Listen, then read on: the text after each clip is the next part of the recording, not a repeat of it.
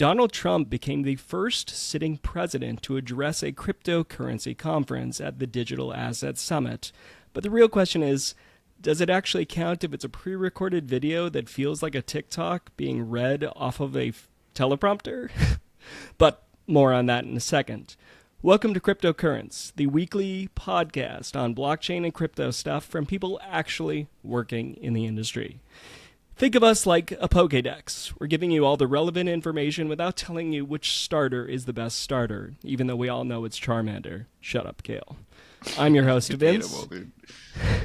And I'm joined today by Katya from the Mew team. Hi, Vince. Kale, our resident degen from the Encrypt team and a Squirtle fanboy. Hello, hello. And Noah from MoonPay. Hey, Vince. So, before we get into the Trump and the Digital Asset Summit stuff, let's start first by talking about an acquisition. So, Kraken just bought NinjaTrader for $1.5 billion, and this marks one of the largest, if not the largest, acquisition in the Tradfi crypto space. Now, this is interesting to me because I know we've seen like Crypto.com start offering like ETFs and stuff. Is this kind of a sign of where the industry's going? Is this kind of good for all parties involved? What are your thoughts on this? Katya, kick us off. Yeah, I mean, I think it's definitely a sign of what's happening. I've been reading about the summit where Trump spoke and the takeaways that people are having. And this kind of crossover between TradFi and crypto is a big trend, if you will, all around, in the sense that I think finance is, because of the friendliness currently of the environment, and I guess maybe the time has come, but traditional finance is waking up to kind of the way blockchain tech, crypto can just make all the money-making stuff they're already doing just beyond cocaine, you know, faster and harder and just never sleeping and all of that stuff. No. I know that... cocaine mention this early in the podcast. I love it. I mean, you did pegging last time, so I think this is fair. Yeah, I know that some cypherpunk, CryptoPunk diehards are probably thinking that this is the start of the death of the real crypto, that if we're selling out to traditional finance, then this is over. But I don't know. I don't necessarily think that. And I think I'm curious to see how big it can get. This is the biggest acquisition so far, but they're saying Coinbase is setting up to acquire something that might be even bigger. So might not be, you know, all there. Billions. That's a lot of money. It is like a lot of money. 1,500 millions. It's kind of crazy. What does NinjaTrader do? They specifically do trading of stocks, correct? Yeah. Yeah, they do futures tradings across various asset classes. But I think when you hear people like Larry Fink from the TradFi world start to embrace blockchains for lower latency, 24/7, 365 market making, a lot of traditional markets like equities markets moving on chain are part of that larger TradFi adoption of crypto and blockchain enabled industries. So the number is pretty surprising, but how it fits in thematically, I think makes sense where we are in the cycle. Yeah. What excites me about it, Noah, is like the kind of like merging of the two, I think kind of gives more gravitas and kind of gets a little bit away from the gambling of it all that we've seen in crypto, because it's like, okay, you know, if you're going to be trading futures on the S&P 500 and also investing in like some coin or crypto, like that kind of like helps elevate us, I think, and gets away from the degen narrative of just like, yeah, gamble on pump.fun on something that has no fundamentals. Totally. I think the underlying technology, the chain, is pretty indifferent to whether an individual is trading a derivative of a Tesla equity or a shitcoin. The technology works the same, but it does allow really efficient 24/7, 365 market making that's not dependent on an individual exchange being open or closed. Yeah. Kale, what's your thoughts on this? Besides the number be big. I mean, it's cool that Kraken's buying NinjaTrader and not the other way around. You know, it's not like TradFi is coming in and buying up all the crypto companies. So it's cool to see that, at least, like a very successful crypto company spreading or expanding its horizons. And maybe we can see it the other way. Like, TradFi is not coming in buying crypto, but crypto is, we're coming in, we're making a new scene, and we're buying the TradFi people. So get out really of here, TradFi. What you're saying is you're hoping to see MoonPay by JP Morgan Chase, right? Yeah. Soon. Soon. Okay, yeah, and that's all hearsay and a joke. Please Yeah, don't fire me. no. I think MoonPay and my Ether wallet, expanding our volumes, getting more people using my Ether wallet, ultimately buying crypto on MoonPay within my Ether wallet could lead to something like that. But we're in this together. Yeah, crypto giants taking over. Okay, well, let's go ahead and pivot then. So the Tornado Cash sanctions have been lifted, and there's still a bunch of stuff up in the air about what this means for the founder who's headed to trial in July. Katya, I know you have a lot of thoughts about this. Talk to me about this. I do. I have met Roman before at conferences and had spoken to him. This was a while ago, so I haven't really followed his story very closely. But I do think it is, and I'm not alone, like all the coverage speaks about this as well, that it is an important moment for how not just crypto coders and creators of products, but any software developer who creates a product, then that could be used in various ways, good and bad, whether they have to take and carry responsibility for the ways that is used. I think a lot will depend on how this will go. I am hopeful that it will go all right, because now that the sanctions have been lifted, they do treat it as a separate issue, whether or not his creation of smart contracts that enabled certain monetary operations implies responsibility for those operations. So that they are treating as a separate issue. I'm hopeful that it will be all right. But yeah, it's an important moment to see, because the example that people use, like an extreme example for extreme clarity, is the US dollar, which is, cash, which is produced in the United States by the United States and used for all kinds of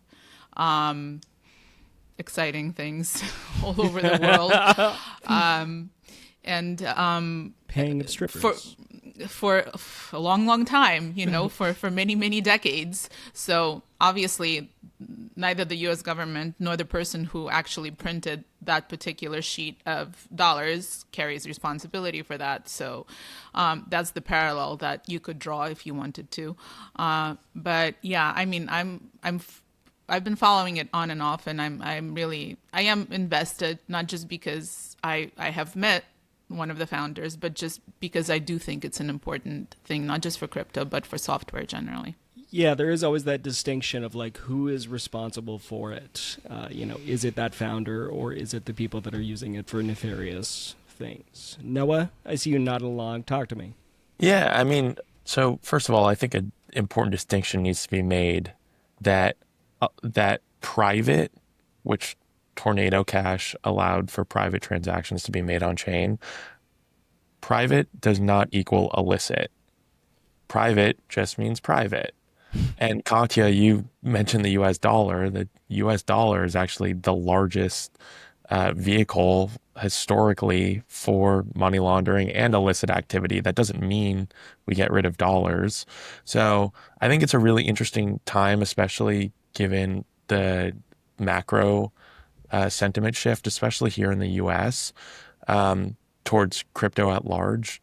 But an irony that is pretty salient to me is that stablecoins are the meta right now, right? Like it's a bit ironic that global peer-to-peer payments using stablecoins has become such a popular theme in our industry.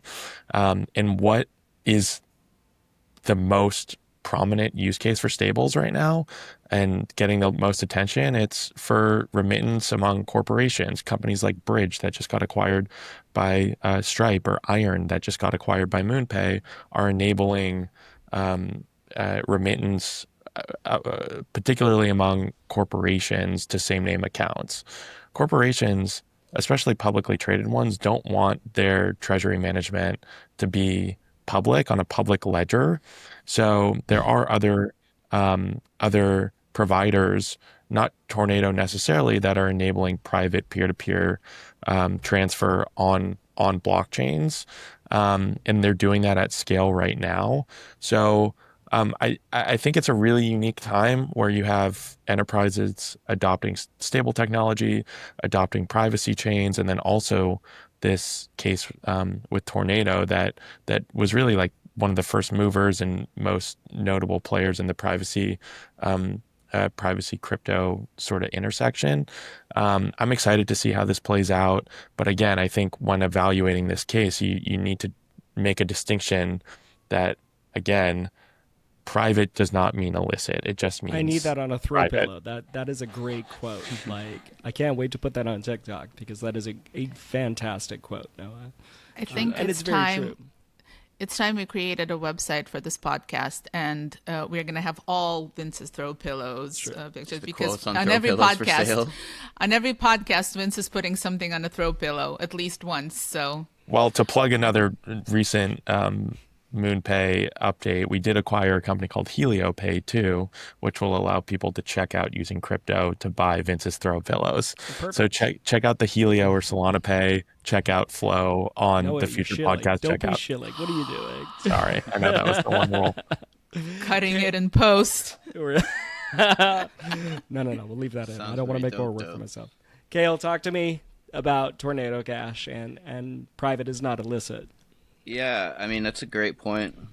I love that quote. Just to kind of go off what Katya and Noah were saying, the way I see it, it's just a tool, and one of the most appealing things about crypto to me is the permissionlessness of it. And so, yeah, the way I see it is Tornado Cash is comparable to like a gun or a hammer. It's like it's a tool that people with ill intent can use it in bad ways, but it's like that doesn't mean that it shouldn't be allowed. It does offer good things to people, which is, you don't want to shut those down. So yeah, it's cool to see that we're moving forward as far as making it making the rules clear and what we can and can't do, and etc. Well, thanks for the segue here into our next topic. Talking about clarity, last week we talked about anticipating what was going to happen at the SEC roundtable. Sadly, there were no unicorns that I saw in any of the photos, but the SEC roundtable happened, and overall the kind of vibe was a bit meh, with clarity, which is my segue right there, being a long ways away. So Kale, kick us off here. Talk to me about the SEC roundtable. Like, none of our predictions came true, which was kind of a bummer. Yeah, honestly, I missed it. I was like so excited for it. I was like, oh yeah, this is the first roundtable. I'm gonna go in. I'm gonna send emails. I'm gonna tell them how I feel, and then I just totally forgot about it. So I mean, I don't know. I guess that's. I don't know. I guess I just wasn't as excited as I thought I was about it. Right. And so with the takeaway of kind of just clarity is a long ways off, and this is going to be an ongoing discussion, does that excite you? Does that dismay you? Or are you just kind of like, well, the government's inefficient and I expected this? I definitely feel like they're inefficient. I kind of feel indifferent to it, though. I've kind of mentioned this in past episodes, but like, I'm coming to terms with it. I feel like I'm kind of Acceptance, your stage. Yeah. What stage of grief is that? acceptance? Acceptance, like, I think, must be the last one, right? There you go. yeah, it's You taking can me a start to minute. heal now. But yeah, Trump. I feel like I'm like leaving the honeymoon phase as far as Trump and crypto goes, because like for a minute there, everything that Trump was saying, my ears would perk up. and I'd be like, oh, well, what? Maybe this, maybe that, maybe this, and then yeah, it's turning out that like it's all a bunch of nothing burgers. So, Well, don't get ahead. That's our final topic. So, so Katya, talk to me about the SEC roundtable. I didn't watch live. I will tell you that. And I mean, last time we talked about, as you say, what we are hoping for, and I believe I said something like, as long as something real happens, and surprise, nothing real happened. I believe that most of the discussion circled around the same thing that it's been bogged down with for years and years, and this is the Howey test, and whether or not crypto should be tested with the Howey test. Am I saying it right? Is it Howie? Is it Howie? It's Howie. Right. It's a little white dude, Howie. Yeah. And whether it should be tested with it, and if it should, then how it applies or doesn't apply. And I believe all of the discussion was just going back and forth over that. The same thing that mired this discussion for all these years is still there. So the first meeting did not take any steps forward. It's just a rehashing of where we've been and why it's been so hard. But I believe no significant steps or even suggestions were made as to how we go forward. Spoiler alert. Committee designing something is always going to be a challenge, right? I think, what's the old joke? A camel is a horse designed by committee. Oh, no. Yeah. Oh, I'm going to push back on that a little bit. I mean, yeah. I don't know what you guys, what else do you want? I mean, this administration is kicked off only a couple months ago, and we have a strategic Bitcoin reserve announced. We have this other digital asset stockpile. We have basically all the major suits dropped from the SEC, True. vanished in a number of months. I know market volatility has ramped up the last few weeks. You've seen huge influx of capital. It's kind of waned a bit, as has the NASDAQ and SPY. Any high growth tech and the triple Q has been affected too. But from an overall regulatory standpoint, it's night and day from 6 months ago. So I think there might be a little bit fatigue in all this quote unquote winning. But overall, every time the White House is mentioning our industry, which up until a few years ago was a pretty small, some may even would call it a niche industry, to have this much national attention, I just think is huge. It's huge for opening up innovation. It's huge for onboarding retail. It's huge for overhauling the banking system and undoing a lot of the damage that was done during this Operation Choke Point 2.0. So I think if you focus on exactly what was said during the roundtable, you're kind of like missing the forest through the trees. True. At a high level, I mean, this is a complete renovation and completely new approach to how our federal government views our industry. I think the thing that I kind of bump on is, I feel like, to your point, you're right. You know, there are some major victories for the industry across the board. It all kind of like, the victories come from the top down, and this is kind of as we start to wade into the foray of middle management, that's where I'm like, ugh, kind of like, this feels very familiar. But you're right, and I think that is a good reality check, Noah. Thanks. I'm glad we had you here. So, you can't be doom and gloom all the time. No, definitely not all doom and gloom. But so let's round things out with talking where we started, with Trump acknowledging the Digital Asset Summit in his pre-recorded video. It is fun to see, him addressing the crypto conference. We saw that at Nashville, right? Am I making that Bitcoin Nashville? You were there, right, Noah? I was there. He was there in person.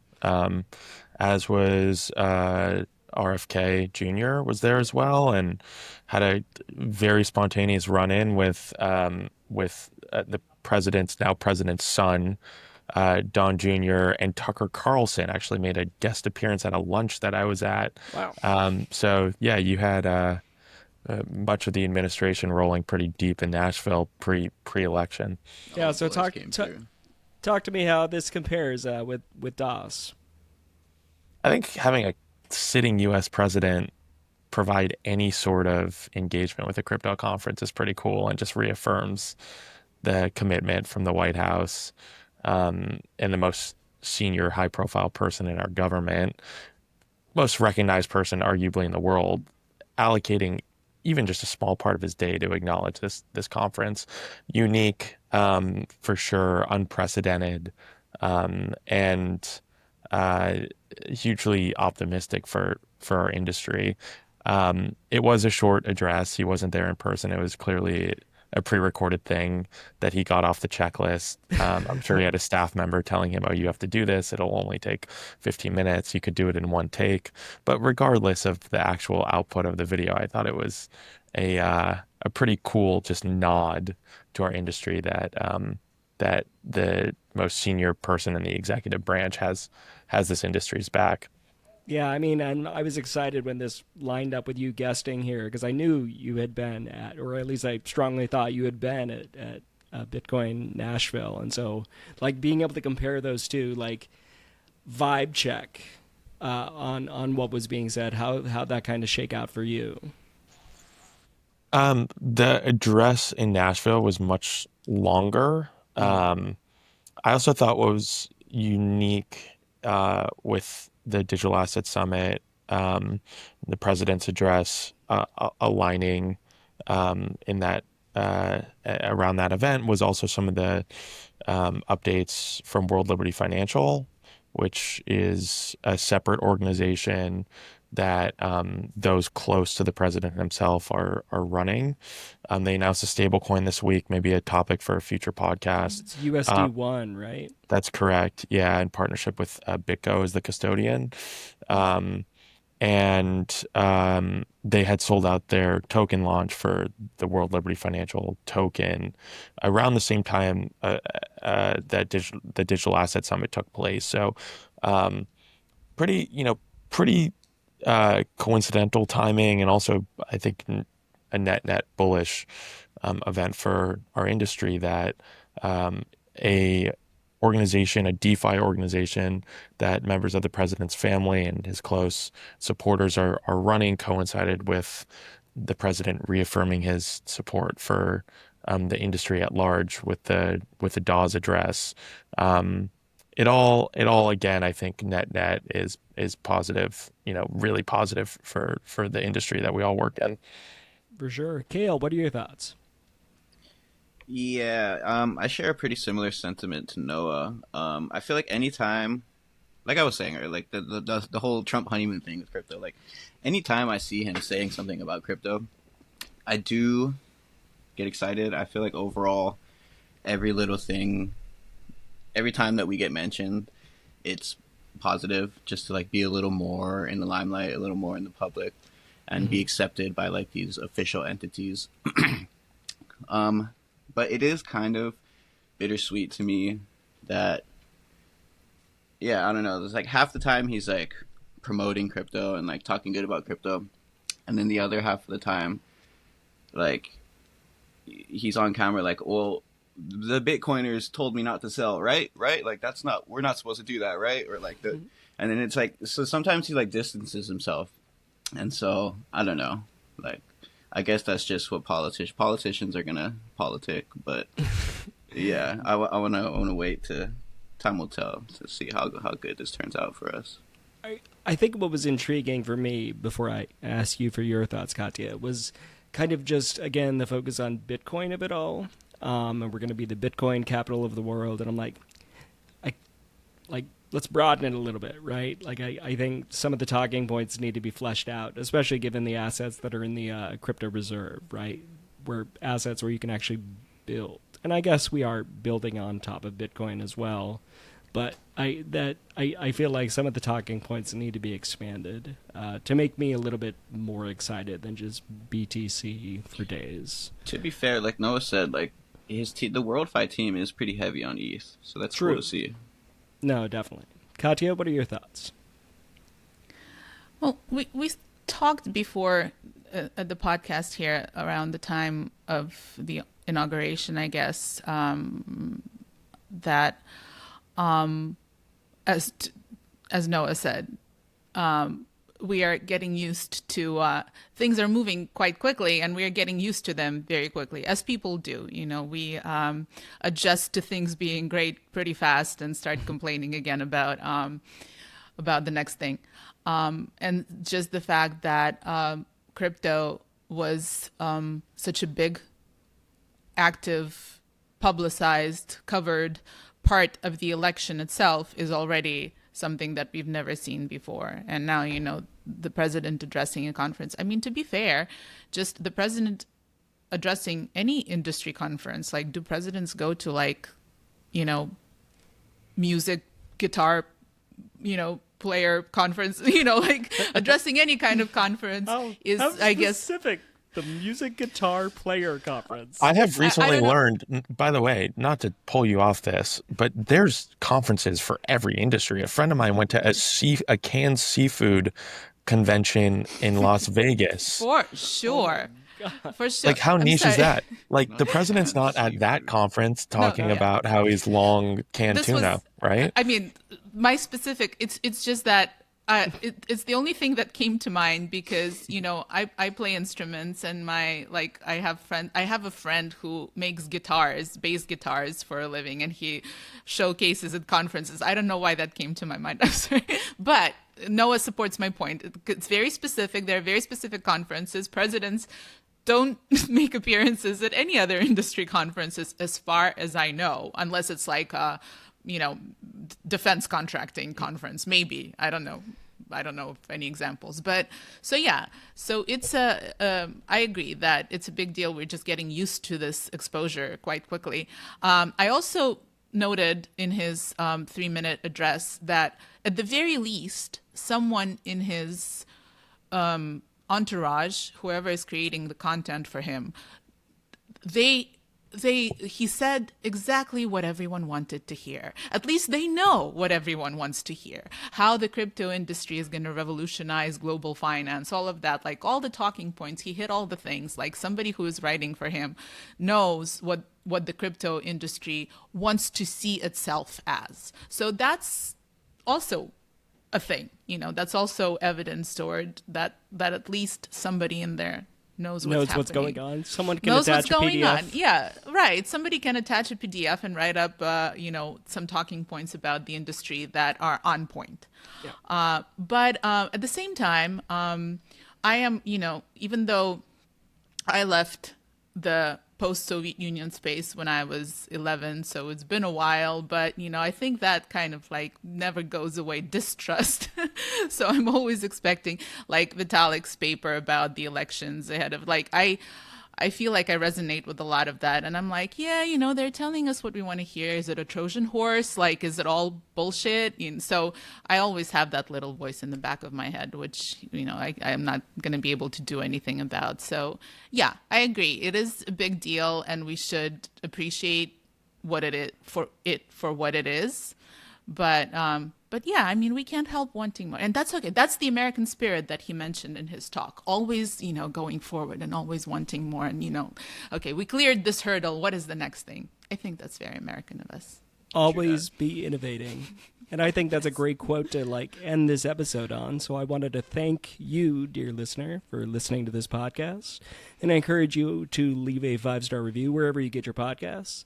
Also in the description box, in the comment section, in wherever you're listening to this, you'll find all of our handles, as well as Noah's handle, and links to all of the handles for his companies as well. Go check them out. Go follow. Go argue with Noah on Twitter. I like it when people argue. And the real question is, was Noah's friend going to a conference for canned seafood eaters or makers? I guess we'll have to wait and get that answer when we have Noah back on the show again. So thank you so much for joining us today, Noah.